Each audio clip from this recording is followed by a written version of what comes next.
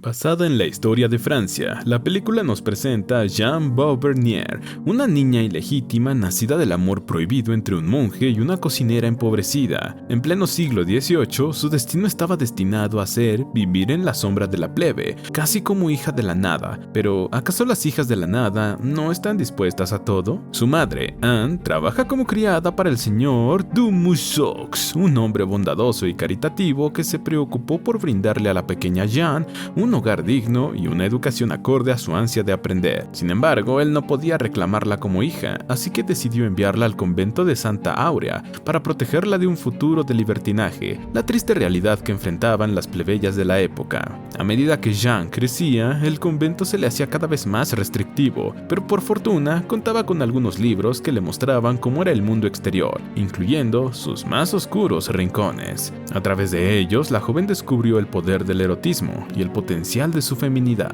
Eventualmente las monjas se sorprendieron leyendo esos textos prohibidos y como consecuencia la expulsaron del convento. Así, Jeanne tuvo que regresar con el señor Dumussox, quien la recibió con los brazos abiertos. Su estancia allí fue breve, ya que la señora Dumussox, temerosa de que su marido sucumbiera ante los encantos de Jeanne, la despidió a ambas con el pretexto de un robo que nunca habían cometido. Ambas se mudaron a París, donde los conocimientos de Jeanne le permitieron conseguir un empleo como lectora de la señora Lagarde, una viuda que vivía con sus dos hijos. La joven se fue integrando en la aristocracia de la capital, hasta que la señora Lagarde la sorprendió en la cama con sus dos hijos. Nuevamente, Jeanne tuvo que buscar trabajo. Lejos de alejarse de ese camino, se entregó al libertinaje, y al llegar a la adultez, ya era una de las cortesanas más solicitadas de la ciudad. Fue entonces cuando conoció a Guillaume du Barry, un conde decidido a conquistarla. A través de él, Jeanne se inmerge nuevamente en los asuntos de la aristocracia local, esta vez sin ocultar su verdadera naturaleza. El duque de Richelieu, cautivado por su belleza y carisma, le propuso a du Barry llevarla ante el rey, convencido de que ella podría entretenerlo. Sin embargo, nadie le preguntó a Jeanne su opinión, y ella ya estaba cansada de ser el trofeo de du Barry, mientras él se dedicaba a satisfacer sus deseos con otras mujeres. La única razón por la que no lo había dejado era por su hijo Adolphe, a quien había llegado a querer. Después de una fiesta, du Barry encontró a Jeanne leyendo un libro cuando él le había pedido que descansara. Furioso, la hundió en una bañera y le dejó claro que siempre sería una prostituta ignorante, sin importar el vestido que llevara. A instancias del conde, Jeanne se presentó en el palacio del rey Luis XV, quien resultó ser aún más apuesto de lo que había imaginado. Él la miró como ninguna otra mujer. En tiempo récord, Luis envió a Laborde, su mejor sirviente, a buscar a Jeanne a su casa, acompañándolo con unas monedas como compensación a du Barry por las molestias. El rey había elegido a su nueva cortesana y la esperaba, nada menos que en su hogar,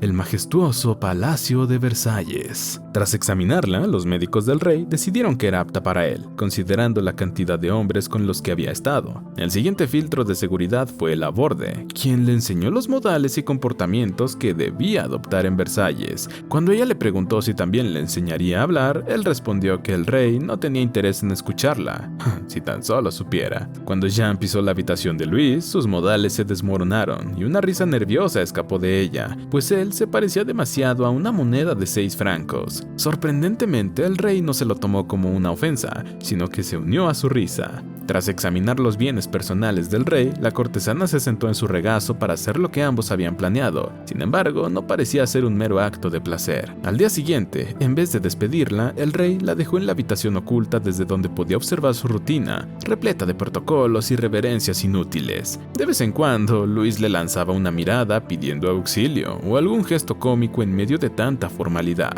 Una vez terminado el despertar del rey, la familia real se retiró de su habitación, dando pasos hacia atrás, ya que está prohibido dar la espalda al rey, excepto para Jeanne, quien sí podía. Cuando finalmente Luis se liberó, se reencontró con Jeanne para obsequiarle un hermoso collar junto a una solicitud especial. Deseaba que se quedara permanentemente en Versalles, reverencia incluida. Desde entonces, Jeanne presenció los eventos de Luis a escondidas, como Laborde como su guía. En ese tiempo notó que las hijas del rey siempre estaban a la vista, mientras que no había rastro de la reina. Según Laborde, ella era una mujer discreta, y no hay sorpresa en ello, ya que padecía la infidelidad de su esposo. Hay mucho más por contar, pero eso deberá esperar, pues las hijas del rey casi sorprenden a su nueva madrastra, por así decirlo. Tras la muerte de su esposa, Luis se hace aún más cercano a Jeanne, mientras sus hijas lloran la muerte de su madre. La situación se complica cuando ellas le reclaman por el rumor de que una mujer de mala vida deambula por los pasillos de Versalles. Sin más opción, Luis le confiesa que, de vez en cuando, se encuentra con una mujer, solo que es casada y tiene un hijo, así que no deberían preocuparse.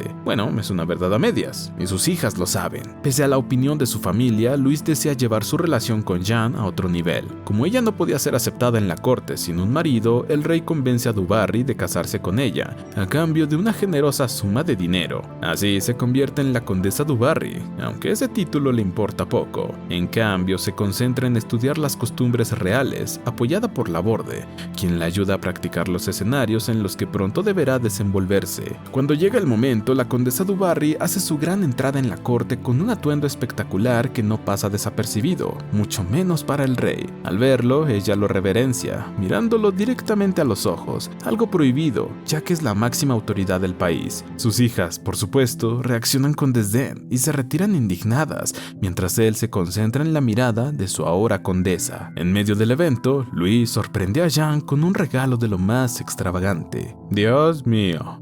Si yo digo lo que pienso de esto, probablemente me encarcelen. Bromas aparte, Jeanne recibe con entusiasmo al esclavo indio llamado Samor. Juntos corren por los pasillos y jardines de Versalles como madre e hijo. Gracias al amor del rey, la condesa impone en el palacio su gusto por lo natural y su pasión por las artes, lo que atrae a los más grandes pintores y poetas de París. Se convierte en la primera dama de Versalles, al menos por ahora, pues en Austria hay una tal María Antonieta que pronto se adueñará de Versalles como la futura reina.